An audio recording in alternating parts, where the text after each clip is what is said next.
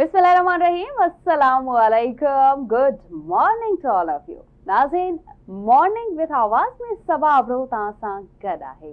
नई सुबह, नओ टॉपिक, नओ प्रोग्राम ऐं खूब सारा टॉपिक्स ऐं मूंसां गड आहे मुझो साथी, मुझो होस्ट मुबशिर हुसैन। ऐसा बई तां सभिनी के भलीकार चऊं था। मॉर्निंग विद आवाज़ ही प्रोग्राम तव्हां ॾिसी रहिया आहियो लाइव आवाज़ टीवी ते। आवाज़ टीवी जी हमेशा कोशिश हूंदी आहे त तव्हांजे लाइ नवा प्रोग्राम्स, नवा टॉपिक्स खणी अचूं, नए मेहमाननि सां हाज़िर थियूं। कुछ अहिड़ा तजुर्बा, कुछ अहिड़ा मसाइल जेके हाईलाइट थियणु घुरिजनि, उन्हनि खे बि हाईलाइट कयो, पर उन्हनि जा हल बि ॻोल्हियूं। एक्सपर्ट्स खां पुछी सघूं, उन्हनि जी राय ऐं उन्हनि जा मैसेजिस अवां ताईं कन्वे करे सघूं, त जीअं असांखे थोरो फ़ाइदो हासिल थी सघे। कुझु ख़बर न आहे त उहा बि नॉलेज असांखे मिली सघे। सो अॼु बि खोड़ सारा टॉपिक आहिनि ऐं खोड़ सारो मवाद असीं खणी करे तयारी सां पहुता आहियूं मॉर्निंग विद आवाज़ प्रोग्राम में। पर जेका शुरुआत आहे त उहा चिट-चैट सां कबी आहे ऐं हल्की फुल्की थोड़ी मज़ाक बि हुजे ऐं थोड़ो मज़ा बि हुजे। सो पहिरीं असीं मुबशिर सां ॻाल्हाईंदासीं। मुबशिर, कीअं आहियो? अल्हम्दुलिल्लाह मैडम, बेहतरीन। मां हिकु दफ़ो ॿीहर पंहिंजे तमामु ॾिसंदड़ नाज़रीन खे भलीकार चऊं था। हिकु दफ़ो ॿीहर असां मोटी आयासीं तव्हांजी स्क्रीननि ते, तव्हांजे घरनि में। ऐं यकीनन सुबुह जी चांहि सां गॾु तव्हां हिन महिल आवाज़ टीवी लॻाए करे इहे सुहिणा सुहिणा चेहरा ॾिसी रहिया हूंदो। असां अॼु ॻाल्हि कंदासीं, तव्हां जूं ॻाल्हियूं कंदासीं, पाण में बि चिटचेट कंदासीं ऐं उहे अहम शयूं डिस्कस कंदासीं जीअं त हमेशह असां तव्हांखे ॿुधाईंदा आहियूं अखियुनि सां ओझल थी वेंदियूं आहिनि, लेकिन असां उन्हनि खे कोशिशि कंदा आहियूं त तव्हांजी अखियुनि खां ओझल न थियणु ॾियूं। खोड़ सारियूं अहिड़ियूं शयूं हूंदियूं आहिनि जेके सोशल मीडिया ते अव्हांखे नज़र न ईंदियूं हूंदियूं, जेके टीवी स्क्रीन ते अव्हांखे नज़र ईंदियूं हूंदियूं। त बुनियादी तौर ते आवाज़ टीवी हिन प्रोग्राम जे ज़रिए इहो ई इनिशिएट कयो आहे त उहे तमामु शयूं अव्हां जे अॻियां हाईलाइट कजनि।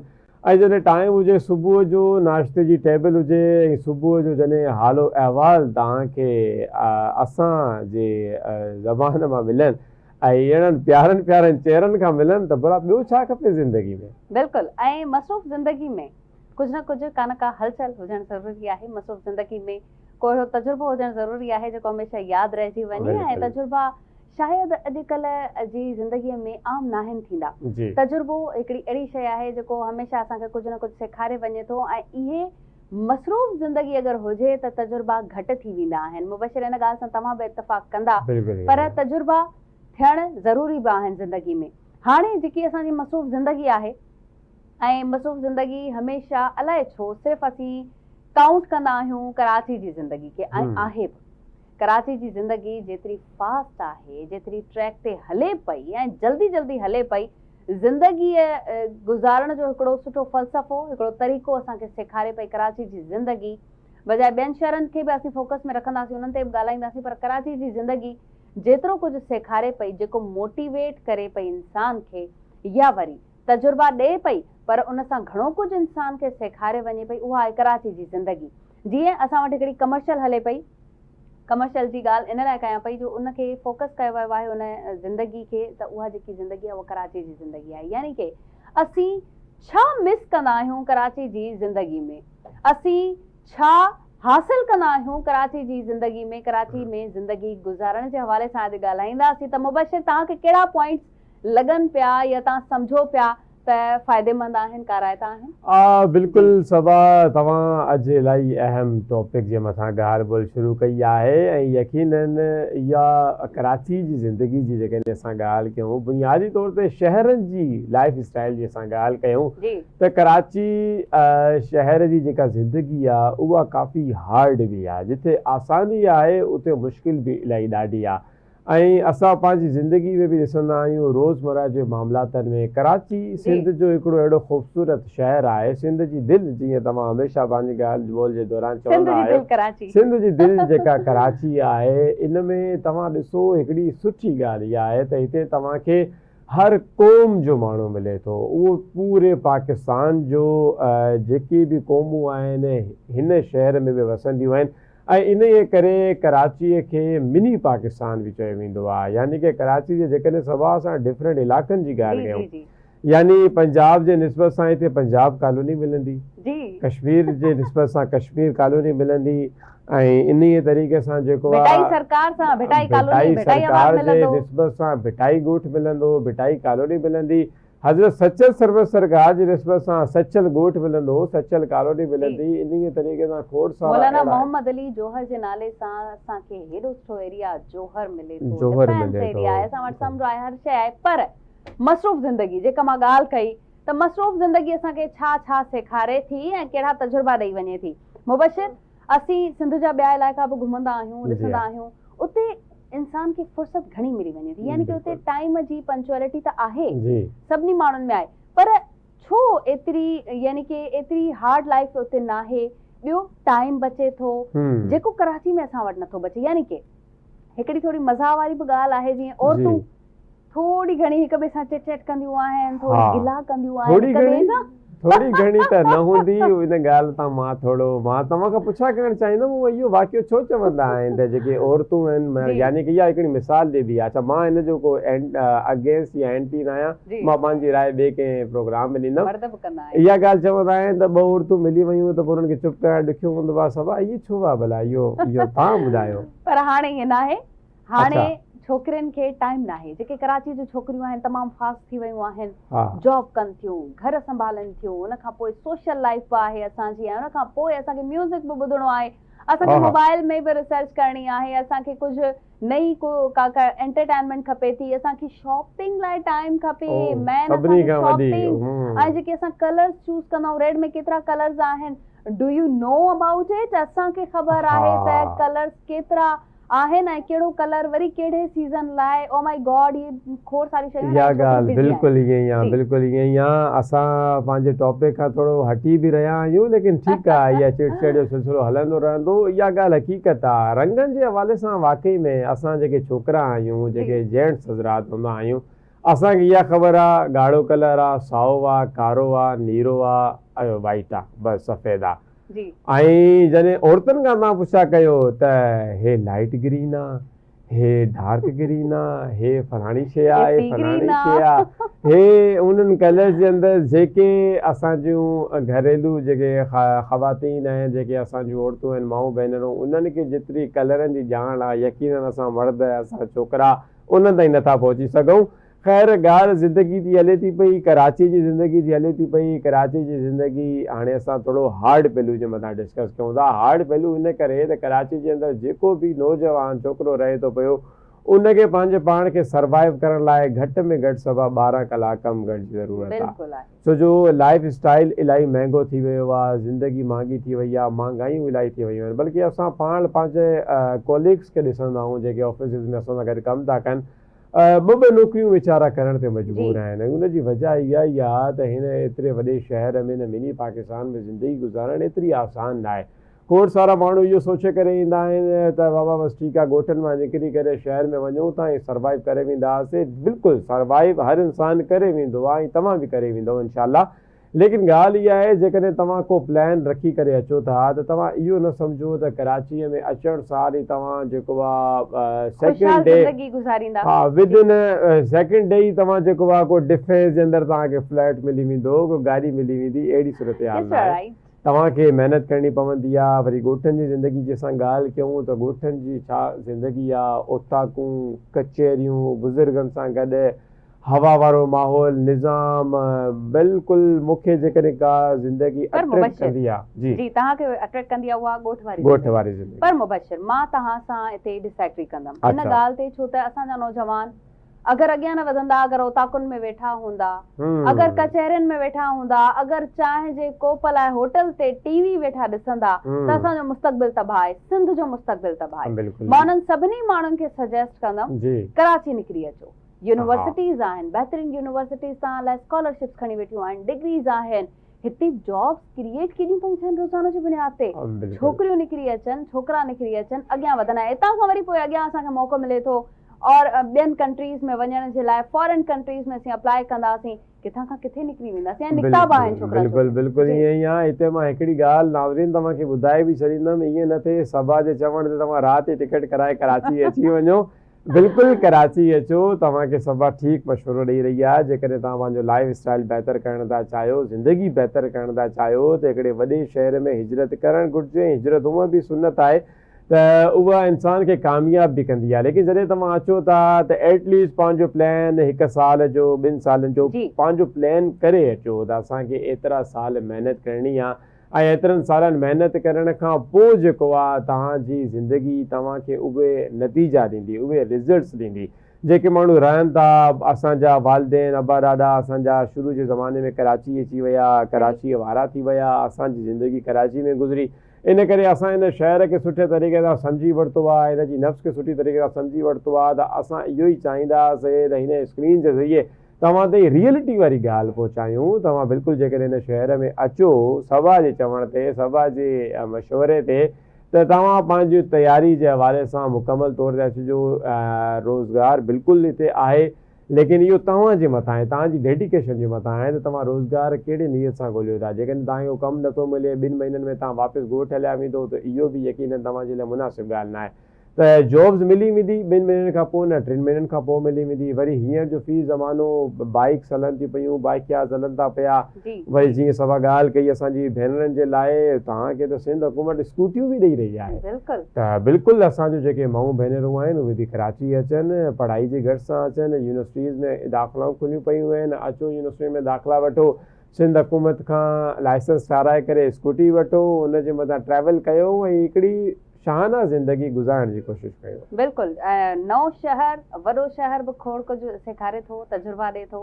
हिकिड़ो दफ़ो फेल थींदा, ॿियों दफ़ो फेल थींदा, त एटलीस्ट टियों दफ़ो त फेल न थींदा। कोशिशि ज़रूरी आहे। ॿियो मुबशिर जेको पॉइंट हाईलाइट कयो आहे मूंखे तमामु सुठो लॻो, त तव्हांजी प्लानिंग हुजणु खपे। तव्हांखे यूनिवर्सिटी में का डिग्री करे रहिया आहियो त तव्हांजी अॻियां जी प्लानिंग हूंदी। ईअं न हुजे त तव्हां BSc करे रहिया आहियो, MBA करे रहिया आहियो, MA करे रहिया आहियो ऐं तव्हांजी अॻियां का प्लानिंग न आहे। फ़िलहाल ही त डिग्री कयूं, पोइ अॻियां हली ॾिसंदासीं। ईअं ई तव्हांजो मुस्तक़बिल तबाह थी वञे थो। ईअं ई अगरि तव्हां कंहिं वॾे शहर मूव ऑन करणु चाहियो था, पहिरीं उन जे बारे में रिसर्च करणु ज़रूरी आहे त उन शहर में छा हले पियो, कहिड़ी जॉब आहे, ऑनलाइन आहे त कीअं आहे। अगरि मां पंहिंजे घर में ई वेही, पंहिंजे ॻोठ में ई वेही, पंहिंजे शहर में ई वेही करे सघां थी या करे सघां थो, त मां छो मूव ऑन थियां। ठीकु आहे, घुमण लाइ जायूं आहिनि खोड़ सारियूं, घुमण लाइ ॾींहं बि खोड़ सारा आहिनि, पर असां वटि पैसा हुजनि। उहो ई मिसाल जेको तव्हां पहिरीं ॾिनो हुयो, हुजे ई नाड़ो त घुम लाड़काणो। हाणे जेको आहे त अगरि तव्हां वटि पैसा हुजनि त ओवरऑल तव्हां वर्ल्ड में घुमी सघो था। पर ॻाल्हि इहा आहे त तव्हां वटि पैसा हुजनि। पैसे कमाइण लाइ तव्हांखे महिनत करणी पवंदी, तव्हांखे होटल्स छॾणा पवंदा, तव्हांखे गिलायूं छॾणियूं पवंदियूं, तव्हांखे पंहिंजी कुर्सी, तव्हांखे आरामदार लाइफ जेकी स्पून फीडिंग आहे तव्हांखे उहा छॾणी पवंदी, तव्हांखे रियलिटी खे एक्सेप्ट करणो पवंदो। सो हाणे मुबशिर अगरि ब्रेक वठूं चांहि जी नीड थिए। बिल्कुलु ईअं ई आहे। तव्हां हूअं बि मुंहिंजे शहर जो नालो खणी मुंहिंजी यादूं ताज़ा करे छॾियूं आहिनि लाड़काणे जूं। ऐं असांजो शहर, असांजूं खोड़ सारियूं यादूं ताज़ा आहिनि। मां जेसिताईं उन्हनि यादनि में गुम थियां ऐं चांहि जूं 2 चुस्कियूं लॻाए वठां, तेसि ताईं नाज़रीन असां वठूं था ब्रेक। हिकु दफ़ो ॿीहर वापसि ईंदासीं, असां सां गॾु ज़रूरु कनेक्ट रहिजो।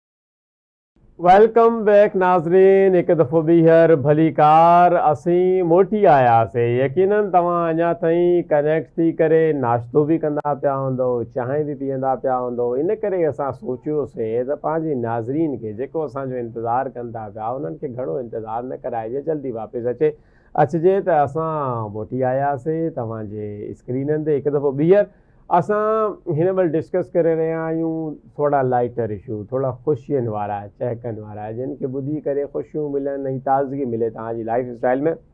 त जो सुबुह जो टाइम आहे त असां तव्हांखे ईंदे ई को बुरी ख़बर नथा ॾेई सघूं, को अहिड़ा अहवाल नथा ॾेई सघूं जंहिंखे ॿुधी करे तव्हां डिसार्ड थी वञो, जंहिंखे ॿुधी करे तव्हां थोरा जेको अफ़सरदा थी वञो त यार ज़माने में छा हली रहियो आहे। त उन्हनि इशूज़ ते बि असां ईंदासीं, लेकिन वक़्त सां गॾु अॻिते गुज़रण सां। लेकिन जो सुबुह जो टाइम आहे, अञा ताईं हर इंसान उथी करे फ्रेश थी करे कोशिशि कंदो आहे त हुनजी ॾींहं जी शुरूआति सुठी थिए।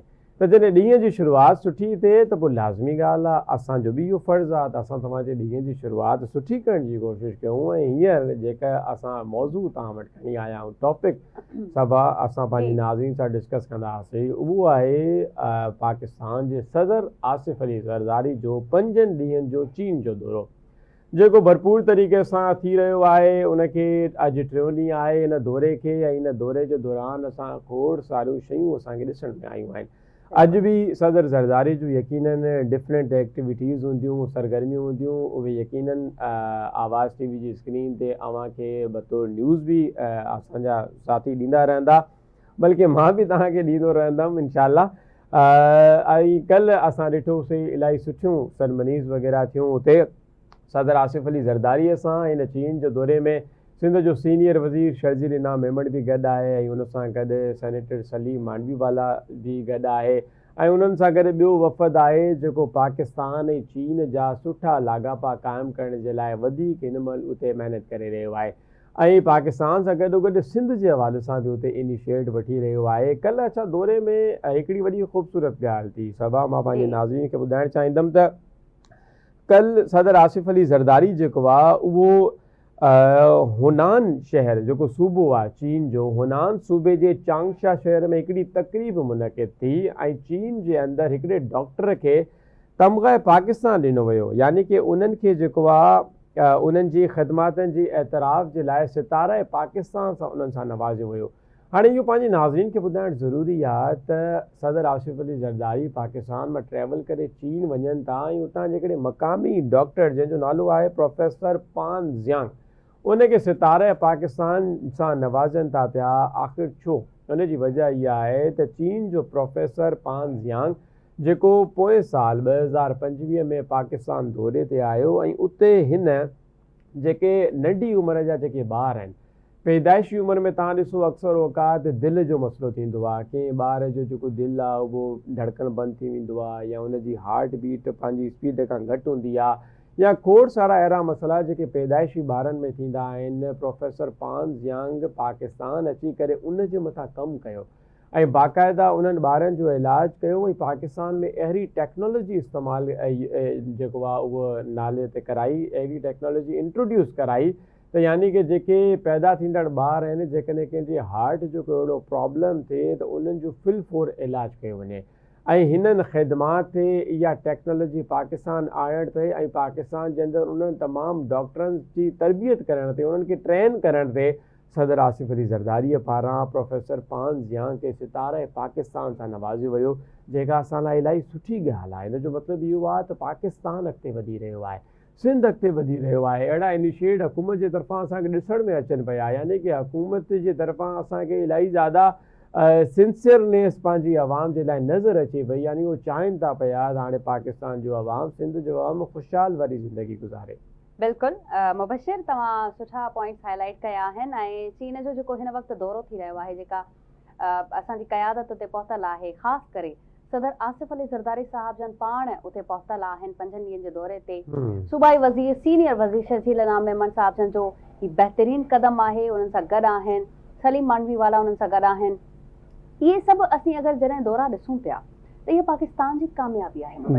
पहिरीं इहा त असीं ईरान ऐं अमरीका ऐं गॾोगॾु इज़राइल जे विच में जेके मुआहिदा ते थिया आहिनि, जेकी जंगबंदी थी आहे, seize fire, first of all केतिरे हज़ारनि लखनि करोड़नि जूं जानियूं पाकिस्तान बचायूं आहिनि। पाकिस्तान पंहिंजो ॻाट इन हवाले सां ऊचो करे छॾियो आहे। ॿियो वरी अगरि असीं ॾिसूं पॉइंट्स ते हलूं था, पहिरीं मां थोरा पॉइंट्स हाईलाइट करणु चाहियां पई, छो त ख़ुशी थींदी आहे असीं जॾहिं पाकिस्तान जो नालो रोशन थींदे ॾिसंदा आहियूं, का अहिड़ी शइ ॾिसंदा आहियूं त ख़ुशी थींदी आहे त हा असां पाकिस्तान किथे न किथे बीठल आहे। इन खां पहिरीं जॾहिं हुकूमत में फॉरेन मिनिस्ट्री जॾहिं असांजे बिलावल भुट्टो ज़रदारी साहब जन खे मिली, उन्हनि केतिरो न सुठे तरीक़े सां उनखे निभायो, ऐं पाकिस्तान खे इंट्रोड्यूस करायो उन्हनि जायुनि ते, उन्हनि मुल्कनि जे अॻियां, उन्हनि सफ़ीरनि जे अॻियां, उन्हनि माण्हुनि जे अॻियां, त पाकिस्तान हिकिड़ी पंहिंजी अलॻि सुञाणप रखे थो। पाकिस्तान खे कोई बि पुठिते नथो करे सघे। उनखां पोइ जॾहिं जंग लॻी, सभिनी जे साम्हूं माहौल आहे, हाणे वरी ईरान जा मुज़ाकरात अमरीका सां जॾहिं पाकिस्तान कराया, विच में पाकिस्तान आयो, ऐं जॾहिं ईरान इहो चयो त त मूंखे भरोसो आहे त सिर्फ़ु पाकिस्तान ते आहे। बिल्कुलु। वरी जॾहिं ट्रम्प जी असीं ॻाल्हि ॿुधीसीं ऐं उन्हनि चयो त मां ईंदुमि त पाकिस्तान दौरे ते ईंदुमि लाज़मी, कीअं फ़ैसिलो इहो कयो वियो, कीअं इहो चयो वियो, इहो सॼो कुझु पाकिस्तान ॾांहुं, पाकिस्तान जे मुस्तक़बिल ॾांहुं ॻाल्हियूं वञनि पियूं। उनखां पोइ जॾहिं UAE असांखां पैसा पंहिंजा फंड्स वापसि वरिता, रिटर्न घुरिया, फौरन पाकिस्तान उनखे वापसि करे छॾिया त असीं तव्हांजा मोहताज न आहियूं, असीं कंहिंजा बि मोहताज न आहियूं, छो त असीं हिकिड़ी अमुन पसंद, हिकिड़ी ख़ुशहाल, हिकिड़े सुठे मुल्क, हमदर्दी वारे मुल्क सां तालुक़ु रखूं था। तव्हां पंहिंजा पैसा रिटर्न कया, फंड्स रिटर्न कया, असीं तव्हांखे ॾिनासीं। नाराज़गी पंहिंजी जाइ ते, ॻाल्हियूं पंहिंजी जाइ ते, पर पाकिस्तान इते बि पंहिंजो घाट ऊचो कयो त हिकिड़े मुल्क सां तालुकात ख़राब न थियनि। इन खां सुठो आहे असीं पंहिंजी हद में पाण अलॻि थी वञूं, हू हुननि खे पंहिंजी हद में पाण खे अलॻि करे छॾियूं। मुज़ाकरात थिया, उन्हनि खे फंड्स वापसि कया विया। देन अचे पियो ही दौरो जेको चीन जो दौरो करे रहिया आहिनि हिन वक़्तु, असांजी क़यादत ते पहुतल आहे, बहितरीन क़यादत आहे, बहितरीन क़यादत थी रही आहे, तमग़ा इम्तियाज़ ॾिनो वियो आहे, पाकिस्तान जो तमग़ा इम्तियाज़ ॾिनो वियो आहे। इहा फ़ख्र जी ॻाल्हि आहे। चीन हमेशह पाकिस्तान जो सुठो दोस्त रहियो आहे ऐं हमेशह ई रहंदो। असीं जॾहिं बि एॾां थर ॾांहुं विज़िट कयूं था, वञूं था थरकोल, हिते असांखे बैनर नज़र ईंदा आहिनि, चीन पाकिस्तान दोस्ती जा बैनर लॻल आहिनि, वॾा वॾा बैनर लॻल आहिनि। ऐं जॾहिं बि पाकिस्तान कोई बि चीन ॾांहुं ईंदो आहे दौरे ते त असां वटि बैनर लॻी वेंदा आहिनि, ईरान जा बैनर लॻी वेंदा आहिनि। वेलकम कंदो आहे पाकिस्तान सभिनी खे, हार्मफुल वेलकम कंदा आहियूं। असीं हमेशह उन्हनि खे पंहिंजे दिलनि में जायूं ॾींदा आहियूं, एप्रिशिएट कंदा आहियूं सभिनी खे। ऐं हाणे जेको दौरो आहे मुबशिर, तमामु बहितरीन दौरो आहे ऐं इन जा जेके बि इम्पैक्ट पवंदा उहे सॼा पाकिस्तान जी मफ़ाद में आहिनि। छो त हूअं बि जीअं तव्हां चयो त ख़ुशख़बरी आहे, ख़ुशख़बरी इहा आहे त पाकिस्तान जो जेको वॾो दिलि आहे, जेको टैक्स अदा करे थो, वरी ॻाल्हि अचे थी कराची हमेशह पाणीअ लाइ तरसंदो रहे। कराचीअ में पाणीअ जी खोट आहे ई आहे। या हिते असां वटि जेको पाणी ईंदो आहे उहो असां वटां मंछर ढंढ वटां ईंदो आहे, या वरी असां वटां कींझर वटां ईंदो आहे, या वरी ॿियनि जायुनि तां ईंदो आहे। पर हाणे जॾहिं हिन मुआदे ते सही कई वई आहे, चीनी शहर चांगशा में मुफ़ाहमती याददाश्तनामे ते जॾहिं सही कई वई आहे, उहो पहिरियों जेको मुफ़ाहमती याददाश्तनामो हो उहो आहे पाणीअ जो, यानी कि समुंड जे पाणीअ खे प्योर करे कराची वारनि खे फरहाम कयो वेंदो। केॾो न सुठो इनिशिएट आहे। ॿियो पती जो इनिशिएट आहे त पतीअ जे मुआदे ते सही कयूं वयूं आहिनि। इन खां अलावा ॿियो कहिड़ो इनिशिएट आहे, मुबशिर खां पुछंदासीं। जी बिल्कुलु नाज़रीन, दौरे में तक़रीबन 3 मुफ़ाहमती याददाश्तनि जे मथां सहियूं कयूं वयूं आहिनि। ऐं पहिरियों इहो ई यानी कि केतिरो वॾो इनिशिएट आहे, कराची जे समुंड जो खारो पाणी हाणे उनखे मिठे पाणीअ में तब्दील करण जे लाइ इहे तमामु शयुनि जा तबादला ख़्याल थींदा ऐं ख़्यालनि जी ॾे वठि खां पोइ टेक्नोलॉजी जी ॾे वठि कई वेंदी। बुनियादी तौर ते हिन मुफ़ाहमती याददाश्त जो मक़सदु इहो आहे, यानी चीनी कंपनियुनि जेको आहे उन्हनि सिंध में सीड़पकारी जो ख़्वाहिश इज़हार कयो आहे त असां सिंध में सीड़पकारी करे जेको समुंड जो खारो पाणी आहे उनखे साफ़ करे उनखे मिठो बणाए कराचीअ जे शहरियुनि खे पहुचाइणु चाहियूं था। न सिर्फ़ु कराची बल्कि यकीनन इन खां अॻियां इहो प्रोसेस जॾहिं हलंदो थ्रू आउट त सिंध जे तमामु शहरनि में बि जेको आहे इन मनसूबे खे खणी वञिणो पवंदो। ॿी मुफ़ाहमती याददाश्त पती चांहि जे मथां, यानी चांहि जे हवाले सां त असां सिंध जा जेके माण्हू आहियूं, ख़ासि करे चांहि न पीऊं त पोइ असांजो जेको आहे उहो सुबुह ई न थींदी आहे। इन करे असीं बि हींअर पंहिंजी टेबल ते इहे कोप सजाए वेठा आहियूं ऐं अॼु इन्हनि में वाक़ई में चांहि मौजूदु आहे।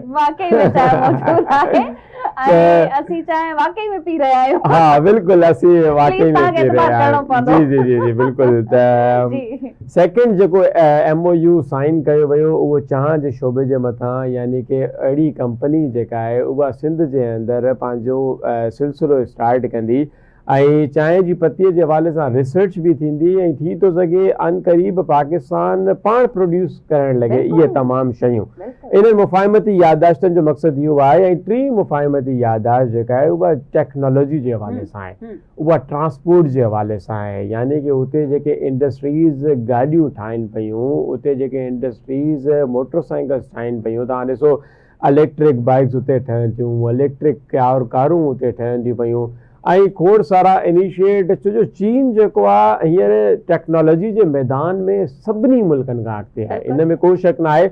ऐं इहो पाकिस्तान जो हिकु वॾो इनिशिएट आहे त उन अॻिते वियल मुल्क सां गॾु मेमोरेंडम ऑफ अंडरस्टैंडिंग ते करे जेको आहे उन्हनि जी टेक्नोलॉजी खे पाकिस्तान में आणण जे लाइ इनिशिएट खयां पिया वञनि।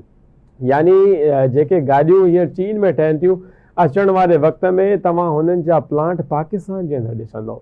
ऐं जॾहिं हिकिड़ी गाॾी पाकिस्तान जे अंदरि तयारु कई वेंदी त यकीनन उहा क़ीमतनि में बि घटि हूंदी ऐं सर्विसिस में बि भली हूंदी। त टी जेका मुफ़ाहिमती याददाश्त जंहिंजे मथां साइन कयो वियो आहे उहो जेको आहे इन्वायरमेंटल टेक्नोलॉजी जे मथां आहे त हिन सॼे इन्वायरमेंट खे टेक्निकल अंदाज़ में कीअं इस्तेमालु कयो थो वञे, कीअं करे सघिजे थो, यानी हितां जी आब हवा मां कीअं फ़ाइदो खणी थो सघिजे, पाणी सां गॾोगॾु ॿियूं जेके शयूं असांजे वटि मौजूदु आहिनि।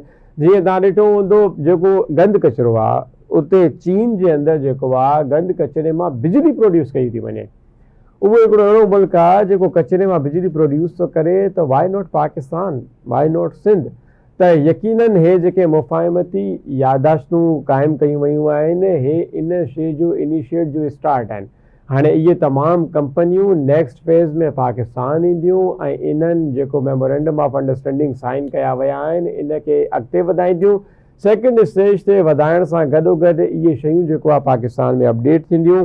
असां तव्हांखे ॿुधायोसीं सदर आसिफ अली ज़रदारीअ सां गॾु इन दौरे में सिंध जो सीनियर वज़ीर शर्जील इनाम मेमण, वज़ीर आला मुराद अली शाह जो स्पेशल सलाहकार ख़सूसी जेको उन्हनि जो मुआविन आहे क़ासिम नवीद कमर ऐं उन्हनि सां गॾु सलीम मांडवी वाला, इहे टे अहम शख़्सियतूं जेके उन दौरे में आहिनि। ॿिया बि माण्हू उन्हनि जे दौरे में मौजूदु आहिनि।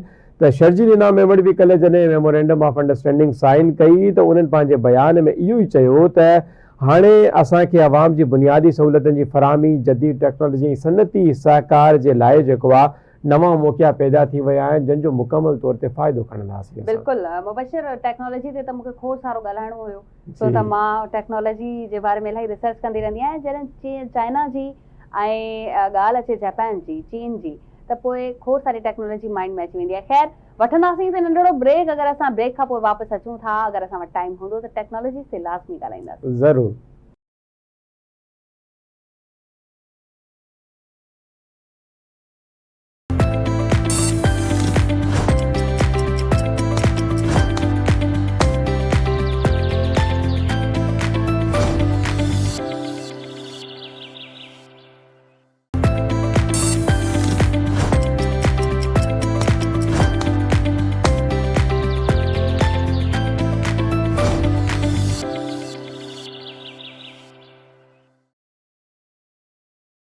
Welcome back in morning with आवाज़। ही प्रोग्राम ॾिसी रहियो तव्हां लाइव आवाज़ टीवी ते।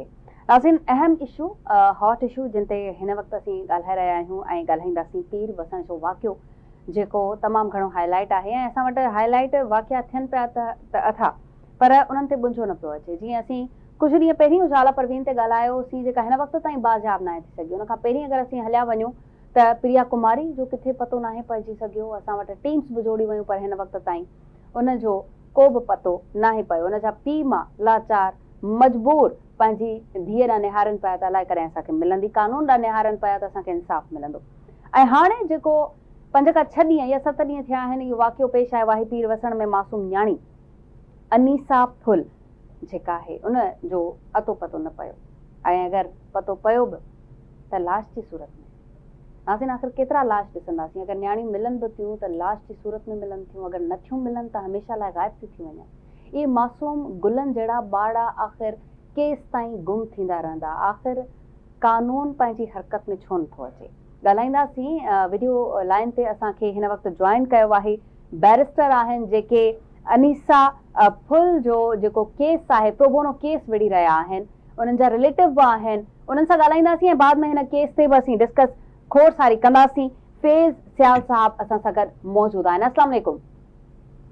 वालेकुम अस्सलाम मैम। जी फैज़ सियाल साहब, तव्हां ही प्रोबोनो केस विड़ी रहिया आहियो। पहिरीं त तव्हांखे एप्रिशिएट कंदासीं, आवाज़ टीवी तव्हां सां गॾु आहे। तव्हां असांखे ॿुधायो हिन केस जो बैकग्राउंड। सब खां पहिरियां I am really grateful to the whole electronic media और जेके सहाफ़ी दोस्त आहिनि हिन में तमामु घणो पॉजिटिव रोल अदा करे रहिया आहिनि। जेके बि तव्हां रिसेंटली केसिस ॾिठा हूंदा उन में मीडिया जो हिकु इम्पोर्टेंट रोल रहियो आहे। उन्हनि हमेशह हाईलाइट कयो आहे, उन खां बाद ई पुलिस एक्शन खयो आहे, उन खां अलावा पुलिस एक्शन न खयो आहे। ऐं अगरि असां हिन केस ते अचूं त हिन केस जो सभ खां पहिरियों मां आवाम खे बैकग्राउंड ॿुधाईंदुसि त हीअ न्याणी तक़रीबन 6 खां 7 साल जी आहे। हे असांजा का फर्स्ट कज़न्स बि न आहिनि, न सेकेंड कज़न्स आहिनि, लेकिन असांजा ज़ात भाई आहिनि। ऐं तक़रीबन 19 तारीख़ हिन जी किडनैपिंग थी हुई ऐं इन जी NC कटाई वई हुनजी फैमिली जे तरफ़ां, हुनजे वारिसनि जे तरफ़ां। ऐं 20 तारीख़ ते हिन न्याणी जो जेको मुलज़िम हुयो, जेको जंहिं ज़ुल्म कयो आहे, उनखे गिरफ़्तार कयो वियो हुयो, जेको लाशारी पियो ॿुधायो वञे, जेको हुन नियर बाय एरिया में रहे पियो। आफ्टरवर्ड्स हुन न्याणी जो हिकु लाश रिकवर कयो वियो। उहो के उते लोकल माण्हू उते जानवर चारे पियो, उन पुलिस खे इंफॉर्म कयो, उन्हनि इन्हनि जे मालिकनि खे इंफॉर्म कयो त लाश रिकवर थियो। अच्छा, इन दौरान पुलिस जेको आहे हिकिड़ो रोल अदा कयो आहे हिन में, त वारिसनि जी जेकी न्याणी आहे उनजी अमड़, उनजे मामे ऐं उनजे चाचे खे अरेस्ट कयो पुलिस, माना शक जी बुनियाद ते, जेको उन्हनि जो राइट बाय कंहिंजो बि सस्पेक्ट थी सघे थो।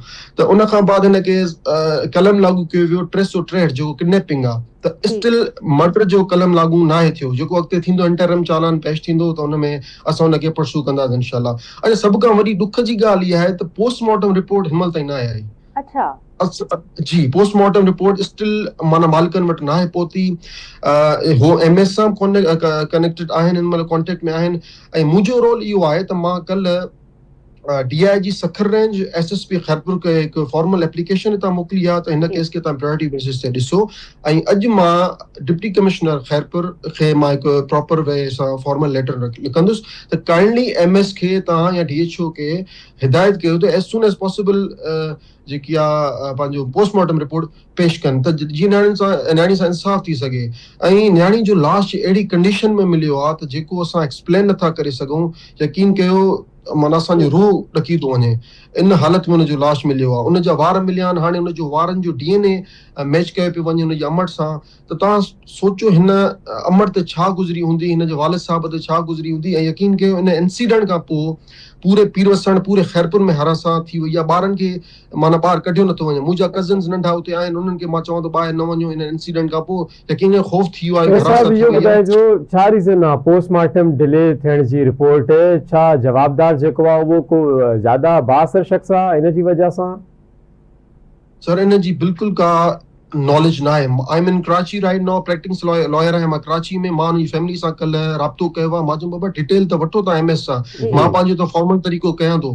पर चवण जो मक़सदु इहो आहे त जेकी पोस्टमार्टम रिपोर्ट आहे इहा 3 खां 4 कलाक 24 आवर्स में अचणु खपजे। स्टिल अगरि न आहे त कुझु त हिन जे इशूज़ आहिनि। त उहे हिकु वे हूंदो आहे, पोस्टमार्टम रिपोर्ट ईंदी, MS जेको पुलिस जे हवाले कंदो, पुलिस जे थ्रू कोर्ट में पेश थींदी। इहे शयूं माना हिकु प्रोसीजर आहे।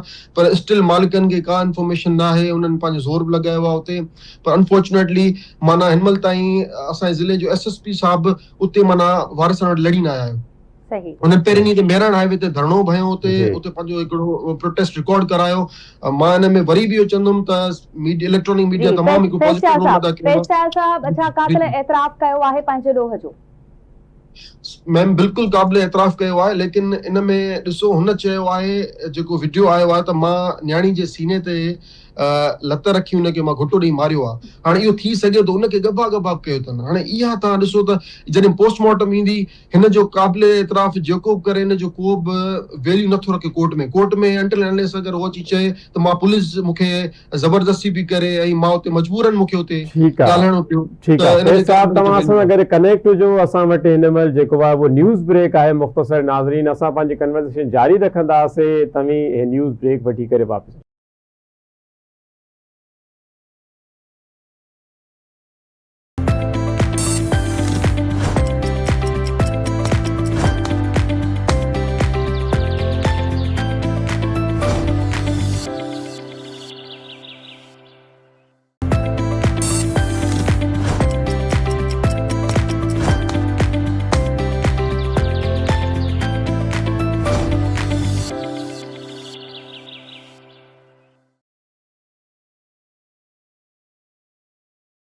वेलकम बैक नाज़रीन, एक दफ़ो ॿीहर अव्हांखे भली कार चऊं था आवाज़ TV जे हिन प्रोग्राम में दिस मॉर्निंग विथ आवाज़। मां मुबशिर हुसैन ऐं मूं सां गॾु मौजूदु आहे सबा आबड़ो। असां स्टिल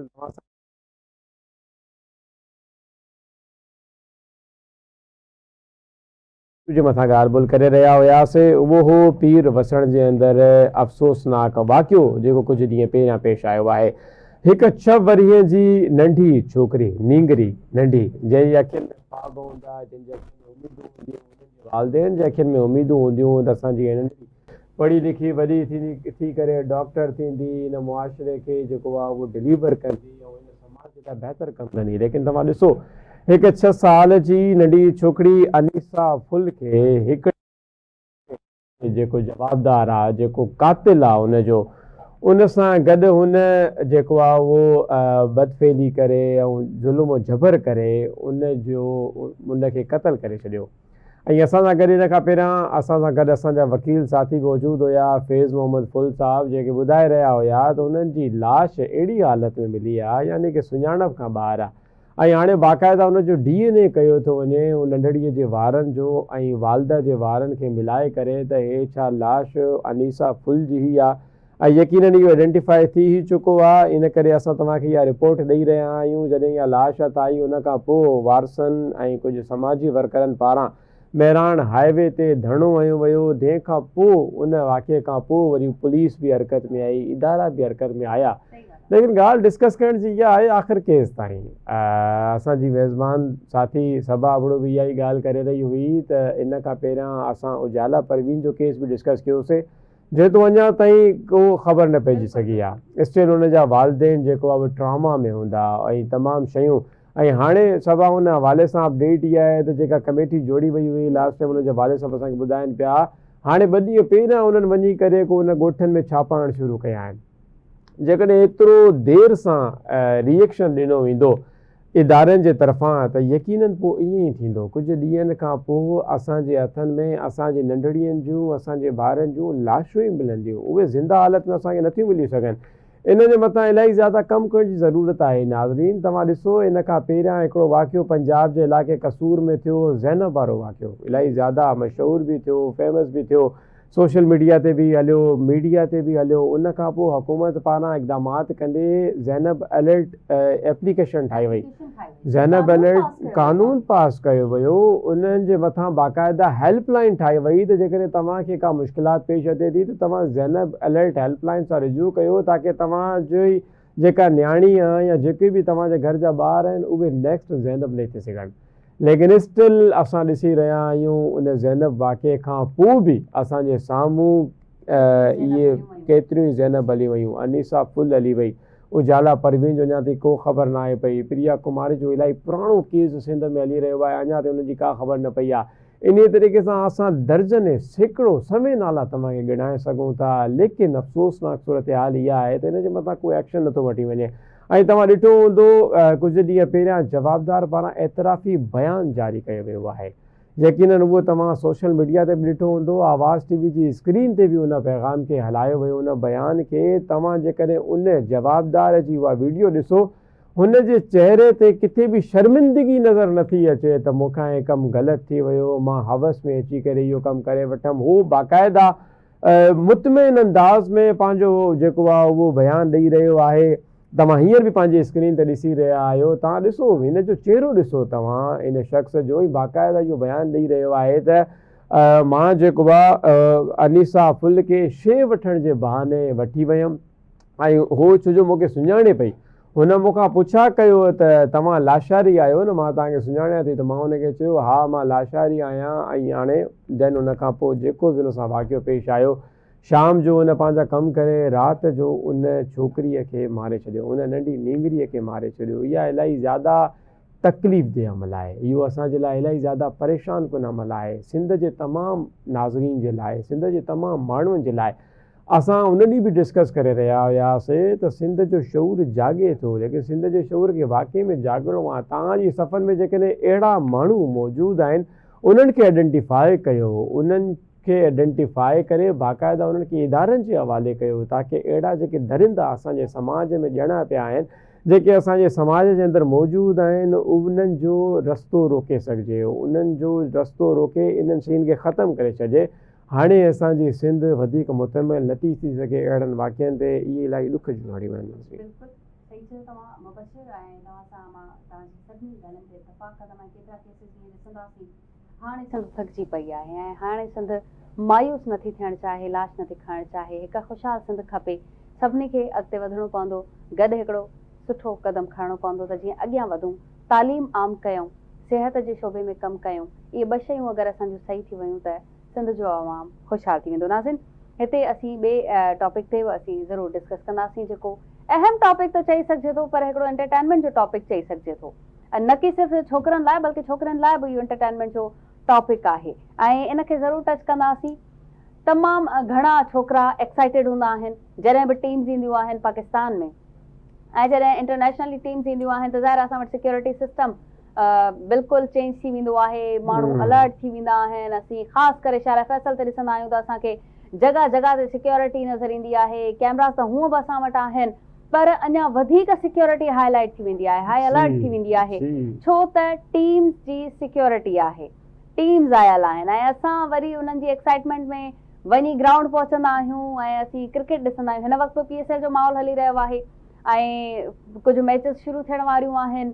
तमामु घणा माण्हू उन्हनि खे ॾिसण लाइ पुरजोश आहिनि। अगरि कोरोना जी ॻाल्हि कजे त कोरोना में बि जॾहिं मैचिस थियूं, माण्हुनि खे बंदि कयो वियो अचणु, पर पोइ बि कुझु सीट्स छॾे कुझु माण्हुनि खे विहारे वियो, वरी कुझु सीट्स छॾे, पर माण्हुनि माना मैच खे न छॾियो।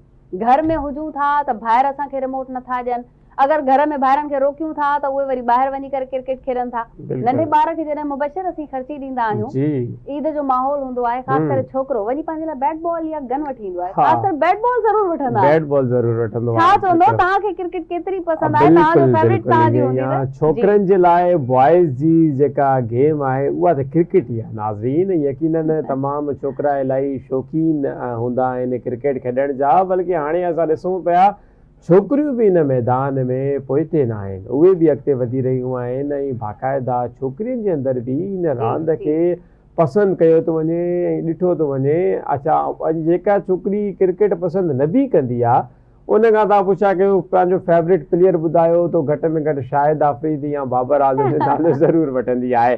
बाय द वे, तव्हांजो छा इंट्रस्ट आहे क्रिकेट में? मुंहिंजो इंट्रस्ट आहे बि नाहे बि, छा चवां हाणे मां, पर जॾहिं बि पाकिस्तान खटींदो आहे ख़ुशी थींदी आहे। ऐं जॾहिं इंडिया ऐं पाकिस्तान जो मैच हुजे, अलाए छो बसि दिलि में हिकिड़ी आवाज़ ईंदी आहे त ए काश पाकिस्तान खटे वठे, का त मैच खटे। ऐं इन ते इलाही डिबेट कंदी आहियां मां, ख़ासि करे सूरज सां। सूरज खे यादि हूंदो, हाणे कुझु देरि में असीं हुनखे लाइन ते बि वठंदासीं। असांजो एंकर पर्सन आहे सूरज कुमार, जेको असांजो स्पोर्ट्स एंकर पर्सन आहे, हमेशह मूंखां बि पुछंदो रहंदो आहे। लास्ट टाइम जॾहिं मुबशर पाकिस्तान ऐं इंडिया जो मैच हो, असीं पंहिंजी टीम सां नाश्तो करे रहियासीं ऐं माइक खणी करे फौरन पहुची वियो, सभा खां पुछंदासीं अॼु केरु क्रिकेट खटंदो, केरु जीतंदो। मां उन्हनि खे शुरू थींदे ई मतिलबु उन्हनि खे चई छॾियो त न, इंडिया खटींदो ऐं पाकिस्तान हारींदो। अच्छा, सभु मुंहिंजे अगेंस्ट थी विया हुन, पूरी मुंहिंजी बि टीम, मॉर्निंग टीम अगेंस्ट थी वई। कैमरामैन सभु चवनि पिया न पाकिस्तान खटींदो। मां चयमि होप आहे, विशिस सॼियूं पाकिस्तान सां आहिनि, पर इंडिया खटींदी ऐं थियो बि उहो ई। हाँ, बिल्कुलु ईअं ई आहे। इहो त यकीनन हर कंहिं जी ख़्वाहिश हूंदी आहे त इंडिया पाकिस्तान जो मैच हुजे त कामयाबी ऐं फतह पाकिस्तान जे हिसे में ई अचे, लेकिन शायदि इहो असांजो फ़िलहाल ख़्वाब ई आहे। असां अञा ताईं हिनखे शर्मिंदा ताबीर थींदे न आहे ॾिठो। इलाही टफ टीम आहे। असां इंडिया जे क्रिकेट जे मथां ॻाल्हि कयूं त हुनजो स्ट्रक्चर इलाही डिफरेंट आहे। हू मुकमल तरीक़े सां कमु कंदा आहिनि, ग्राउंड लेवल ते छोकिरा तयारु कंदा आहिनि, पंहिंजा प्लेयर्स तयारु कंदा आहिनि, हू पंहिंजे प्लेयर्स खे वॾो प्लेयर बणाईंदा आहिनि। इन तरीक़े सां असां पंहिंजी क्रिकेट जी ॻाल्हि कयूं, पाकिस्तान क्रिकेट बोर्ड नो डाउट हिन वक़्तु कुझु न कुझु बहितर कमु करे रहियो आहे, लेकिन अञा इलाही ज़्यादा कोताहियूं आहिनि जंहिंजे मथां कमु करण जी ज़रूरत आहे। ऐं यकीनन असांजे स्ट्रक्चर में बि काफ़ी हद ताईं प्रॉब्लम्स आहिनि ऐं इहे शयूं रहंदियूं ई आहिनि। वक़्त सां गॾोगॾु इहे शयूं तब्दील थियणु घुरिजनि, लेकिन ॻाल्हि उहा ई आहे, पाकिस्तान जी कामयाबी हिकिड़ो मैदान आहे जिते कोई बि खटे जीत पाकिस्तान जी थींदी आहे, फतह पाकिस्तान जी थींदी आहे। उहो आहे PSL, पाकिस्तान सुपर लीग 11, जंहिंजो एडिशन नाज़रीन हींअर हली रहियो आहे। 6 मार्च खां वठी करे 3 मई ताईं इहो कंटिन्यू थ्रू आउट आहे। ऐं हींअर इन जो जेके एलिमिनेटेड राउंड हुया उहे तक़रीबन क्लियर थी चुका आहिनि। हाणे पाकिस्तान सुपर लीग जो प्ले ऑफ मरहलो शुरू थी वियो आहे, जंहिंमें टोटल 4 टीमनि क्वालिफाई कयो आहे। हिकिड़ी आहे इस्लामाबाद यूनाइटेड, ॿी आहे पेशावर ज़ल्मी, ऐं टी आहे हैदराबाद किंग्समैन, ऐं चौथी आहे असां वटि मुल्तान सुल्तान। जी इन में असांजे लाइ सिंध वासियुनि जे लाइ इहा भली ॻाल्हि आहे त हिन दफ़ो हैदराबाद किंग्समैन जेका सिंध खे रिप्रेज़ेंट करे रही हुई, सॼे सिंध खे, उहो फर्स्ट टाइम हिन एडिशन में आई आहे ऐं फर्स्ट टाइम में एडिशन में ईंदे ई उहो प्ले ऑफ मरहले जे लाइ क्वालिफाई करे वई आहे। यानी हाणे हुनजो जेको मैच थींदो उहो लाइक क्वार्टर फाइनल सेमीफाइनल तव्हां सम्झी सघो था, ऐं उन खां पोइ वरी जेकॾहिं उहो खटे थी वञे त पोइ हुन फाइनल जे लाइ उहा क्वालिफाई करे वेंदी, ऐं पोइ असां हैदराबाद किंग्समैन खे फाइनल जे अंदरि ॾिसंदासीं। त जेके असांजा हैदराबाद जा शौक़ीन साथी आहिनि उहे यकीनन पंहिंजे शहर जी टीम खे ई सपोर्ट कंदा हूंदा, त जेतिरा बि हैदराबाद वारा आहिनि मुसला विछाए करे दुआऊं शुरू करे छॾियो, इहे न थिए पाकिस्तान जी टीम वांगुरु तव्हांखे हीअ टीम डॉच करे वञे, त इन करे दुआऊं करणु शुरू करे छॾियो। ऐं जेकॾहिं बल्कि हैदराबाद न बल्कि सॼो सिंध जेकॾहिं हैदराबाद खटंदी त हिकिड़े तरीक़े सां सिंध जी नुमाइंदगी थींदी, ऐं यकीनन उहे करे बि रहिया आहिनि, खोड़ सारा प्लेयर खेॾी रहिया आहिनि। इन तरीक़े सां खोड़ सारा अहिड़ा प्लेयर आहिनि जिन खे बाक़ाइदा महांगो ख़रीद कयो वियो, लेकिन उनजी परफॉर्मेंस अञा ताईं असांखे नज़र में न आई आहे। असां हैदराबाद जी ॻाल्हि करे रहिया आहियूं त हैदराबाद किंग्समैन जी ॻाल्हि कंदासीं। साइम अयूब जेको इलाही ज़्यादा फेमस थियो नो लुक शॉट खां, उनखे हैदराबाद जी जेका फ्रेंचाइज़ आहे 12 करोड़ 60 लख में ख़रीद कयो उन प्लेयर खे, ऐं इहो सभिनी खां वॾी रक़म आहे कंहिं बि प्लेयर जी मुनासिबत सां, 12 करोड़ 60 लख। ऐं तव्हां अंदाज़ो लॻायो हुन 10 मैच खेॾिया आहिनि, सवा उन 10 मैचनि में केतिरो स्कोर ठाहियो हूंदो तक़रीबन एक्सपेक्टेड? मैक्सिमम 100 खां मथे त वियो ई वियो हूंदो, 100 खां मथे, लेकिन 100 खां मथे कुझु बि रेट न आहे। इन हाणे हुन टोटल स्कोर ठाहियो आहे 151, 10 मैचनि जे अंदरि 151। ऐं जेकॾहिं असां हिनखे पैसनि में तब्दील कयूं त असांखे जेको आहे तक़रीबन इहे कुझु फिगर्स असां वटि अचनि पिया त करोड़ रुपयनि में असांखे हिकु स्कोर हुनजो मिले थो पियो, त इहो जेको आहे इलाही खिलाड़ी यानी कि महांगो पइजी वियो, इलाही हैदराबाद खे इलाही महांगो पइजी वियो आहे। सम्झो ईअं खणी चई सघूं था त ग़लति सिलेक्शन बि थी वई, इहो बि थी थो सघे, लेकिन क्रिकेट में छो जो परफॉर्मेंस हूंदी आहे, फॉर्म हूंदी आहे, उनजी फॉर्म अञा ताईं वापसि न अची सघी आहे। इन खां पहिरियां जॾहिं उहो पाकिस्तान क्रिकेट टीम में खेॾी रहिया हुया त बि उन्हनि जी एतिरी ख़ासि परफॉर्मेंस न हुई, उन्हनि खे यकीनन कमु करण जी ज़रूरत आहे पंहिंजी परफॉर्मेंस जे मथां।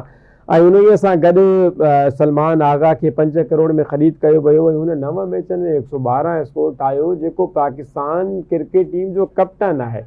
ऐं उहो कप्तान जी परफॉर्मेंस असांखे पाकिस्तान सुपर लीग में इहा नज़र आई, ख़सूसी तौर ते जेका परफॉर्मेंस सुठी नज़र आई। पाकिस्तान जी टीम जे अंदरि बि उहो तमामु सॼी क़ौम जो महवरो मर्कज़ रहियो, ऐं पाकिस्तान सुपर लीग में बि उहो महवरो मर्कज़ रहियो। उहो आहे साहिबज़ादा फरहान, जंहिं 365 रन्स ठाहे करे हाई स्कोर हींअर पाकिस्तान सुपर लीग में उन कयो आहे। ऐं नाज़रीन यकीनन तव्हां पंहिंजी स्क्रीन ते इहे शयूं जेको आहे ॾिसी रहिया हूंदो पंहिंजी स्क्रीन ते। ग्रुपबंदी जी ज़रूरु ॻाल्हि कंदासीं, जीअं पाकिस्तान लेवल ते असीं ॻाल्हि करे रहिया आहियूं, जीअं असां पंहिंजी टीम जी इंटरनेशनल टीम जी ॻाल्हि करे रहिया आहियूं, त मुंहिंजी सूरत सां डिबेट थींदी रहंदी हुई। हिन वक़्तु बि असां लाइन ते वठण जी कोशिशि त करे रहिया आहियूं। होप के सूरज जागी वियो हुजे ऐं सूरज निकिरी आयो हुजे त असांखे जॉइन करे वठे असांजे प्रोग्राम में। ख़ैर ग्रुपबंदी जेकी आहे उहा असांजे इंटरनेशनली लेवल ते थी वई आहे, तंहिं करे शायदि असांजी टीम सफ़ा कमज़ोर थी वई आहे, जेका ॿियनि मुल्कनि जी टीम्स में नज़र नथी अचे। उते एको आहे, ॿधी आहे, हिक ॿिए खे सेखारिणो आहे, ऐं अगरि नवां कुझु खिलाड़ी अचनि था उन्हनि खे प्लेटफॉर्म ॾिनो वञे थो। असां वटि बि कुझु अहिड़ा खिलाड़ी आया, 2 सिंधी खिलाड़ी शाहनवाज़ दहाणी, हिकिड़ो ॿियो छोकिरो जेको सुठो खेॾंदो हुयो, दादू सां हुननि जो बि तालुक़ आहे, पर ॿिन्ही खे मौक़ो हिन वक़्त ताईं अहिड़ो न आहे ॾिनो वियो जेतिरो सुठो खेॾनि था।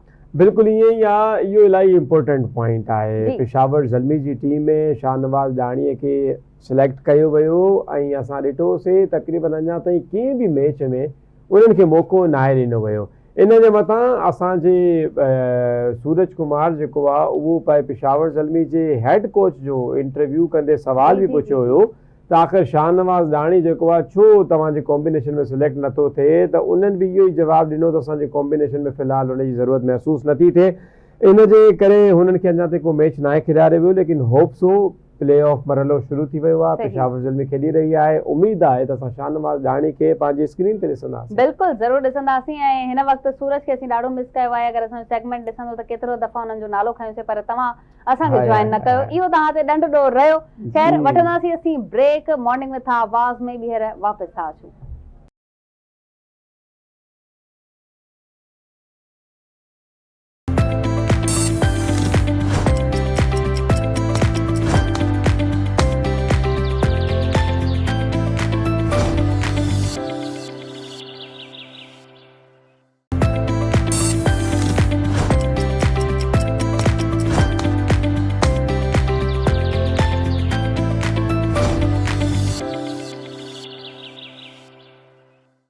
Welcome back, Nasreen. Welcome back in Morning with आवाज़। ही प्रोग्राम ॾिसी रहिया तव्हां लाइव आवाज़ टीवी ते।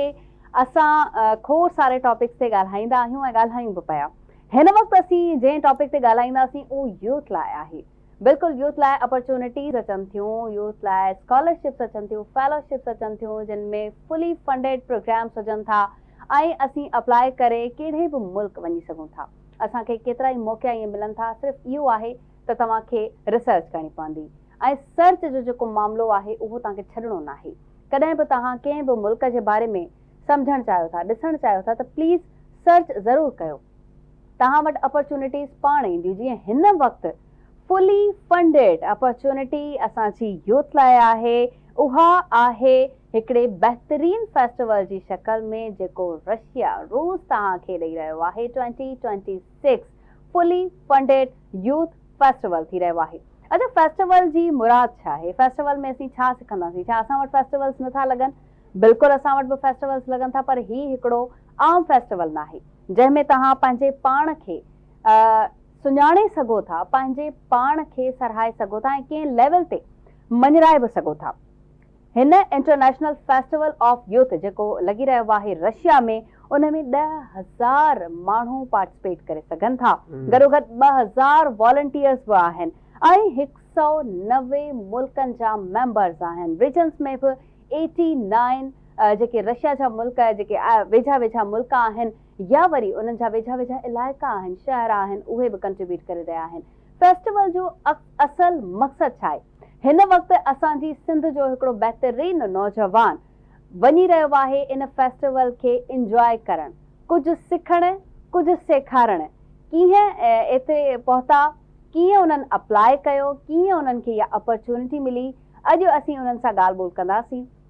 असांजे ही स्टूडियो में मौजूदु आहिनि सागर महेश्वरी साहब, जेके fully funded opportunity youth festival में वञी रहिया आहिनि इन रशिया 2026। अस्सलाम वालेकुम, नमस्ते। वालेकुम अस्सलाम ऐं नमस्ते। ऐं सभिनी खां पहिरीं मां शुक्रगुज़ार आहियां पूरी आवाज़ टीम जो, जंहिं एॾो ज़बरदस्ती अपॉर्चुनिटी ॾिनी इंटरनेशनल फेस्टिवल ऑफ यूथ जे बारे में डिस्कस करण जे लाइ। ऐं इहो सिंध जे नौजवाननि जे लाइ, पूरी पाकिस्तान जे लाइ हिकिड़ी गोल्डन अपॉर्चुनिटी आहे। ऐं थ्रू दिस प्लेटफॉर्म मां पूरी नौजवान टीम खे रिक्वेस्ट कंदुमि त भाउ इहो अप्लाई कयो। ऐं 30 अप्रैल हिन जी लास्ट डेट आहे ऐं हिन जो एप्लीकेशन लिंक ऐं सभु कुझु डिटेल्स आहे फ्यूचर टीम पाकिस्तान खे। मां पंहिंजो तारुफ़ करायांसि। मुंहिंजो नालो सागर महेश्वरी आहे ऐं मां रिप्रेज़ेंट कयां पियो फ्यूचर टीम पाकिस्तान खे। ही उहा टीम आहे, इहो ग्लोबल जेको बि यूथ जा इवेंट्स थींदा आहिनि, उहा थ्रू आउट वर्ल्ड में जेको बि थींदो आहे हुनखे प्रमोट कंदी आहे। 2017 में इहो ऑर्गेनाइज़ेशन हिकिड़ी ठही आहे। इहो सॼी यूथ जी ऑर्गेनाइज़ेशन वॉलंटियरली हिकिड़ो ग्रुप आहे ऐं हिन प्लेटफॉर्म जे थ्रू काफ़ी यूथ पंहिंजे सिंध खां ऐं थ्रू आउट पाकिस्तान खां काफ़ी अपॉर्चुनिटीज़ मिलियूं आहिनि हिन फेस्टिवल जे बारे में। जी, ऐं हाणे इंटरनेशनल फेस्टिवल ऑफ यूथ जे बारे में तव्हांखे कुझु ॻाल्हियूं ॿुधाईंदो हलां। 190+ कंट्रीज़ हिन में पार्टिसिपेट कंदा ऐं 10,000 यूथ पूरी दुनिया मां, 5,000 रशियंस ऐं 5,000 पूरी दुनिया जी यूथ हुन में पार्टिसिपेट कंदी। ऐं पाकिस्तान खे 250 जो हिकिड़ो स्लॉट मिलियल आहे ऐं 250 जी डेलीगेशन वेंदी। मां पंहिंजो एक्सपीरियंस शेयर कंदो हलां। मां 2024 में वर्ल्ड यूथ फेस्टिवल रशिया में अटेंड कयो हुयो। रशिया जेको शहर सूची में इहो फेस्टिवल थियो हुयो, हुते 20,000 यूथ गॾु थिया हुया।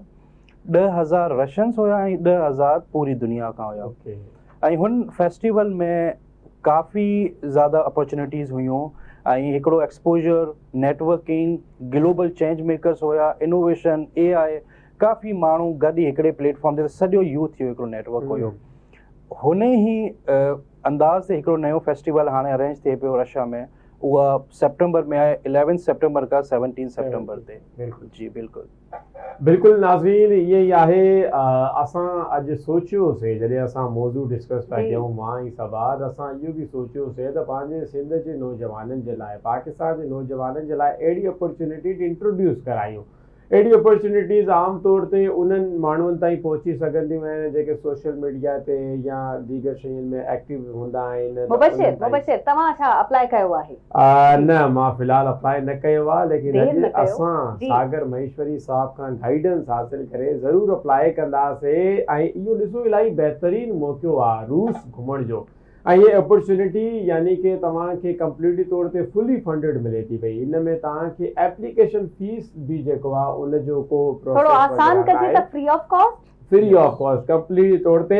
ऐं हे उहा ई ॻाल्हि थी वई, सभा हुजे ई नाणो त घुम लाड़काणो त घुमंदा, हुजेव नाणो त हाणे त बग़ैर नाणे जे रशिया बग़ैर रूस वञी नाणे सघो जे था। तव्हांखे रशिया रूस वञण जो मौक़ो मिली रहियो आहे। जी। कांट्रीबर्ग रूस जो जेको शहर आहे उते ही कॉन्फ्रेंस थी रही आहे 11 खां 17 सितंबर। ऐं हिन जे लाइ कीअं अप्लाई कजे इहो बि असां सागर सां पुछा कंदासीं, ऐं उहो तव्हांखे इन स्क्रीन जे बदौलत जेको आहे उहो गाइड कंदा। सागर महेश्वरी साहब जो जेकॾहिं असां वधीक एप्रिशिएट कंदे हिन जो तारुफ़ करायूं, जीअं हिननि ॿुधायो ही फ्यूचर टीम पाकिस्तान खे लीड करे रहिया आहिनि ऐं मेंबर आहिनि नेशनल प्रीपेरिटी ऑफ कमिटीअ जा, ऐं उन सां गॾोगॾु हिननि खे यूथ एक्टिविस्ट अवॉर्ड बि मिलियो आहे जी, बिल्कुलु। 2024 में यूथ कॉन्फ्रेंस जे अंदरि। उन सां गॾोगॾु वर्ल्ड यूथ फेस्टिवल जेको 2024 में मुनक़िद थियो उन में बि इहे रूस घुमी आया आहिनि, यानी कि हिकु दफ़ो पहिरियां बि इहे रशिया वग़ैरह घुमी यानी कि आया आहिनि, सेकंड टाइम वञनि पिया, सेकंड टाइम वञनि था ऐं इहो पिया। सिंध जे यूथ लाइ मौक़ो आहे जो कुझु बिल्कुलु सिखी ईअं ई आहे। वठनि। जी। जेकॾहिं सागर महेश्वरी वञी थो सघे त तव्हां कोई बि वञी थो स्क्रीन ते सघे। ॾिसंदड़ तव्हां बि वञी था सघो। ऐं बिल्कुलु असां सागर खां पुछा कंदासीं त जेको नौजवान हींअर वञणु चाहे, सागर भाई इहो ॿुधाइजो उन जे लाइ कीअं अपॉर्चुनिटी आहे, कीअं अप्लाई कंदो, छा तरीक़ेकार हूंदो आहे, ऐं हुननि जी सिलेक्शन जो छा क्राइटेरिया आहे? जी। अच्छा, मां क्राइटेरिया खां पहिरीं हिकिड़ी इम्पोर्टेंट शइ ॿुधायां जी। रशिया जे बारे में। हिकिड़ो पंहिंजो हिकिड़ो कॉमन सुवालु ईंदो आहे त हीअ रशिया फुली फंडेड अपॉर्चुनिटीज़ हर साल ई छो पियो कराए, हिन जो रीज़न छो आहे? 1957 खां हिननि जो फर्स्ट फेस्टिवल स्टार्ट थियो जंहिंमें 24,000 यूथ हुते गॾु थी मॉस्को में थियो। 1957 खां इहा अपॉर्चुनिटी आहे। एंड लास्ट जेको हिननि जो इवेंट थियो आहे हू 2025 में थियो, वर्ल्ड यूथ फेस्टिवल असेंबली। सही। हुनमें 15,000 यूथ, 2024 में 10,000 यूथ, ऐं हाणे जेको वरी सितंबर में अरेंज थिए पियो। हिन सॼी जो मक़सदु जेको इहो आहे त रशिया जी हिकिड़ी पॉज़िटिव इमेज थ्रू यूथ हुननि खे प्रोमोट करणी आहे। पंहिंजी लेंस जेको आहे माण्हुनि अहिड़ो पैदा कयो आहे त रशिया जी हिकिड़ी अलॻि ई इमेज आहे, बट थ्रू दीस फेस्टिवल नालो अलॻि अलॻि आहे, कॾहिं फेस्टिवल आहे, कॾहिं असेंबली आहे, बट यूथ जो हमेशह कॉन्ट्रीब्यूशन आहे। ऐं हिकिड़ी इहा अपॉर्चुनिटी रशिया खे प्रोमोट करण जी आहे। ऐं ॿियो पंहिंजा जेको होम कंट्रीज़ आहिनि हुननि जे बारे में, हुन जो कल्चर, हुन जा प्रोजेक्ट्स शो केस करण जो हिकिड़ो आइडियल अपॉर्चुनिटी आहे। ऐं एलिजिबिलिटी क्राइटेरिया जेको हिन जी हू आहे त 14 till 35, 14 खां 35 सालनि ताईं माण्हू अप्लाई करे सघनि था। 14 खां 18 साल ॿारनि जी एंड 18 till 35 ही इन जो एज ब्रेकेट आहे। ऐं एप्लीकेशन फॉर्म रशियन डायरेक्टरेट जी वेबसाइट ते अवेलेबल आहे। ऐं हुनजो स्टेप ईअं, हुनजो 2 स्टेज आहिनि। फर्स्ट स्टेज ते जेको आहे हुनमें तव्हांजी पर्सनल डिटेल्स, तव्हांजो पासपोर्ट जी इंफॉर्मेशन, अगरि पासपोर्ट न थियल आहे त बर्थ सर्टिफिकेट, बे फॉर्म जी इंफॉर्मेशन, ऐं हुनमें तव्हांजी रहाइश जे बारे में तव्हांखे वीज़ा खपे थी, ही सॼो इंफॉर्मेशन फर्स्ट स्टेज आहे। एंड देन सेकेंड स्टेज जेको आहे उहा मेन कॉम्पिटिटिव स्टेज आहे, उहा आहे एसे एंड वीडियो जो।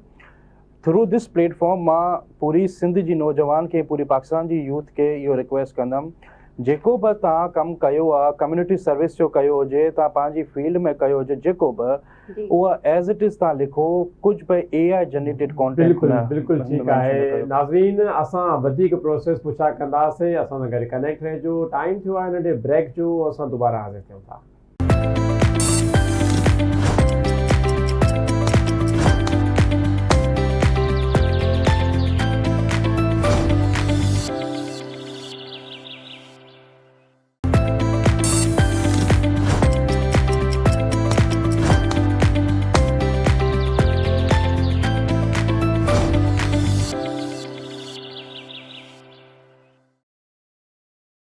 वेलकम बैक नाज़रीन, वेलकम बैक। एक दफ़ो ॿीहर तव्हांखे भली कार चऊं था। मां मौजूदु आहियां मुबशिर हुसैन सबा अबड़ो, ऐं असां सां गॾु स्टूडियो में मौजूदु आहे सागर महेश्वरी, जंहिंसां असां डिस्कस करे रहिया हुआसीं इंटरनेशनल फेस्टिवल ऑफ यूथ 2026 जेको 11 खां 17 सितंबर ते रशिया जे अंदरि थी रहियो आहे। तमामु स्टूडेंट्स, तमामु यूथ जे लाइ बहितरीन अपॉर्चुनिटी आहे। तव्हां यकीनन अप्लाई कयो ताकि इन अपॉर्चुनिटी खे तव्हां बि यूटिलाइज़ करे सघो ऐं फ्री फंडेड जेको आहे फुली फंडेड रशिया घुमी सघो। बिल्कुलु मुबशिर, अञा इन अप्लाई करण जे लाइ असां वटि 3 ॾींहं आहिनि। इहा अपॉर्चुनिटी असां वटि आहे, यानी कि इहा कॾहिं खां स्टार्ट थी आहे, 3-4 महीना थी विया आहिनि। कंहिंखे ख़बर हूंदी बि, कंहिंखे न बि हूंदी। 250 असांजे सिंध कराची मां या पाकिस्तान मां माण्हू वञी सघनि था ऐं सागर साहिब जन ॿियों दफ़ो वञी रहिया आहिनि। तव्हां एज़ अ वॉलंटियर वञी रहिया आहियो या एज़ अ पार्टिसिपेटर वञी रहिया आहियो, छो त पार्टिसिपेट करण जे लाइ हिकिड़ी एज आहे ऐं वॉलंटियर वञण लाइ बि हिकिड़ी एज आहे जेकी 50 साल ताईं मुक़ररु कई वई आहे। जी बिल्कुलु। अच्छा, वॉलंटियर जे लाइ हिन फेस्टिवल में हिन साल फॉरेन डेलीगेट्स हिननि अलाउ न कया आहिनि, ओनली रशियंस आर अलाउड। ऐं मां एज़ अ डेलीगेट हाणे अप्लाई कयांसि पियो ऐं फ्यूचर टीम पाकिस्तान में नेशनल प्रिपरेटरी कमेटी जो मां मेंबर आहियां। ऐं जॾहिं मां 2024 में इहा फेस्टिवल अटेंड कयो, पोइ हुते हुन वक़्तु 250 जी पंहिंजी पाकिस्तान जी डेलीगेशन हुई। बट फॉर्चुनेटली और अनफॉर्चुनेटली पंहिंजे सिंध खां रिप्रेज़ेंटेशन जाम घटि हुई ऐं माण्हू जाम लिमिटेड हुया। मूंखे हुन वक़्तु हिकिड़ो फील आयो त पंहिंजी इक्वल रिप्रेज़ेंटेशन हुजणु खपे हर प्रोविंस खां। तो हुन पुठियां मूं फ्यूचर टीम पाकिस्तान के रशियन डायरेक्टरेट के बि इहा शइ रियलाइज़ कराई त असांजी इक्वल पार्टिसिपेशन हूंदी नेक्स्ट जेको बि इवेंट्स थींदो। पोइ हाणे इहा हिकिड़ी आइडियल अपॉर्चुनिटी आहे ऐं through different media outlets, government departments, school, universities, हर जॻह ते असां मुख़्तलिफ़ सेशन अरेंज कया आहिनि ऐं मक़सदु हिकिड़ो ई आहे त यूथ जी फुल पार्टिसिपेशन हुजे हर प्रोविंस खां ऐं इक्वल पार्टिसिपेशन हुजे। छो त हिन फेस्टिवल मां जेको मूंखे फ़ाइदो थियो आहे, छो त हिन में ग्लोबल चेंज मेकर्स हिकिड़ी ई जॻह ते वेंदा आहिनि ऐं डिस्कस कंदा आहिनि पंहिंजे प्रोजेक्ट्स जे बारे में। बिल्कुलु ईअं ई आहे सागर। असां तव्हां खां पुछा कंदासीं, तव्हां छो 2024 में बि वर्ल्ड यूथ फेस्टिवल में वियो ऐं भली ॻाल्हि नाज़रीन, तव्हां ॾिसो हे सिंध जो रोशन चहिरो आहे, उहो रोशन चहिरो आहे जेको असां तव्हांखे ॾेखारणु चाहियूं था। 2024 में सागर महेश्वरी उन फेस्टिवल जे अंदरि we are together international prize जे फाइनलिस्ट में बि सिलेक्ट थियो, यानी कि इन जी परफॉर्मेंस, इन जी सलाहियत जेके अलाह साईं इन्हनि खे अता कयूं आहिनि, उहे सुठे तरीक़े सां रिप्रेज़ेंट कंदे पाकिस्तान जो नालो रोशन करे रहिया आहिनि, सिंध जो नालो रोशन करे रहिया आहिनि। त सागर असांखे इहो ॿुधाइजो 2024 में तव्हांजो एक्सपीरियंस कीअं रहियो हिन पूरे फेस्टिवल जो ओवरऑल? छा टाइम टेबल, शेड्यूल वग़ैरह छा हूंदो आहे, डिस्कशन्स वग़ैरह कहिड़े तरीक़े जूं हूंदियूं आहिनि, तव्हांखे ख़बर पइजी सघे कुझु? रशिया में इहो फेस्टिवल 2024 में मार्च 1 खां 7 मार्च ते हुयो। ही जेको बि फेस्टिवल कराईंदा आहिनि जो 7 डेज़ जो टाइम पीरियड हूंदो आहे। हुन फेस्टिवल में हूंदो छा आहे, कॉन्फ्रेंसिस हूंदियूं आहिनि, सेमिनार्स, वर्कशॉप्स हूंदियूं आहिनि। मां as a global change maker apply कयो हुयो। दैट डज़ंट मीन कि मां चेंज मेकर सां रिलेटेड जो कम्युनिटी सर्विस सां रिलेटेड मां सेशन्स में विया। हे कंहिं बि स्टेज ते माण्हुनि खे बाउंड न कंदा आहिनि। तव्हांखे हिन रूम में वेहणो आहे या हिन टाइम ते वेहणो, हू हुननि जो मेन मक़सदु इहो आहे त यूथ हिते आई आहे, डिस्कशन जो पार्ट थिए ऐं लर्निंग थिए। ऐं हे बि ज़रूरी न आहे त 7 ॾींहं फेस्टिवल आहे त पोइ तव्हांखे 4 दीवारी फेस्टिवल में रहणो आहे। फेस्टिवल खां ॿाहिरि रशिया जे कल्चर जे बारे में, रशिया जा काफ़ी सुठा शहर आहिनि। असांखे थ्रू हिन वर्ल्ड यूथ फेस्टिवल में हुन खां अलावा असां सेंट पीटरबर्ग, ऑल्टर, ॿिया काफ़ी शहर, मॉस्को जो कैपिटल सिटी आहे, उहा बि जाम विज़िट करण जो असांखे को मौक़ो मिलियो।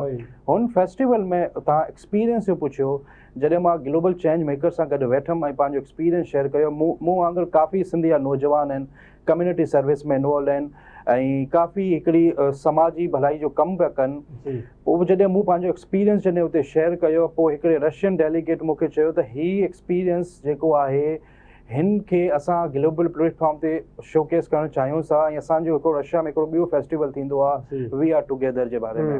हाणे हिन फेस्टिवल खां पोइ ई मूंखे ख़बर पई, हिन खां अवल मूंखे आइडिया न हुयो ऐं वी आर टुगेदर जो ख़बर पियो। पोइ मूंखे हुन सॼो गाइड कयो त हीअ हिनजी कॾहिं एप्लीकेशन फॉर्म ईंदो आहे। जॾहिं मूं अप्लाई कयो ऐं पोइ लकीली मां पाकिस्तान खां हिकिड़ो अकेलो सिलेक्ट थियमि, पंहिंजे प्रोजेक्ट सॼा शोकेस कया हुते ऐं पोइ हुननि मूंखे अवॉर्ड ॾिनो।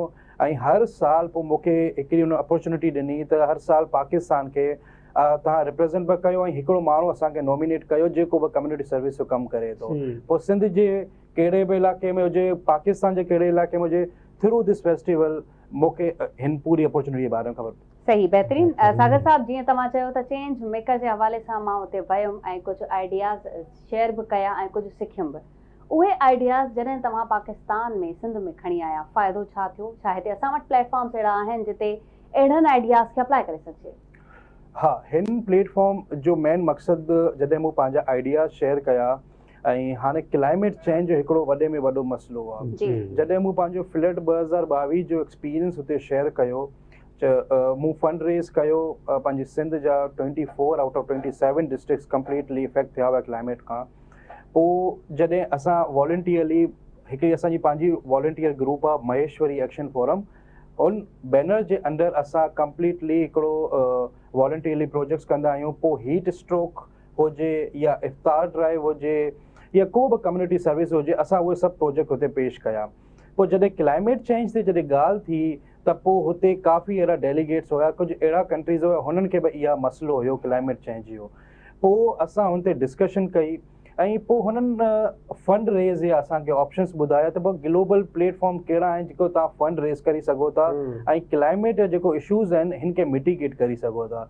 हिन फेस्टिवल जे थ्रू मूंखे हुन प्लेटफॉर्म जे बारे में ख़बर पई, फंडिंग जे बारे में ख़बर पई ऐं मिटिगेशन जा टूल कहिड़ा आहिनि, उहे पोइ असां हिते इम्प्लीमेंट कया पाकिस्तान में, हिन जो वॾो फ़ाइदो थियो। बिल्कुलु ठीकु, बिल्कुलु ठीकु। सागर महेश्वरी साहब, अवां जा लख थोराइता आहियूं। तव्हां असांखे टाइम ॾिनो ऐं असांजी नौजवाननि ताईं इहो सुठो पैगाम पहुचायो ताकी सिंध जो नौजवान, पाकिस्तान जो नौजवान इन अपॉर्चुनिटी खे अवेल करे सघे। नाज़रीन, असां मां बशीर हुसैन सवाबड़ो अवां सां गॾु हुयासीं ऐं जंहिंसां डिफरेंट उनवाननि ते मौज़ूअनि जे मथां ॻाल्हि कई। यकीननि खोड़ सारियूं शयूं असां तव्हांजे नोटिस में वठी आयासीं। का ॻाल्हि सुठी लॻी हुजे त उनजे मथां ज़रूरु अमल कजो। असांजे प्रोग्राम जो वक़्तु हिते इख़्तिताम पज़ीर थी रहियो आहे। सभा मुंहिंजे ख़्याल सां हाणे मूंखे असांखे इजाज़त वठिणी, बिल्कुलु इजाज़त वठंदासीं इन दुआ सां त जिते रहो ख़ुशि रहो, पंहिंजो रखंदा खोड़ सारो ख़्याल। सवाबड़ो ऐं मुबशिर हुसैन तव्हां सां ॿीहर मिलंदा मॉर्निंग विद आवाज़ में। तेसिताईं अल्लाह हाफ़िज़। ओके, सिंध सलामत, साथ सलामत। Thank U.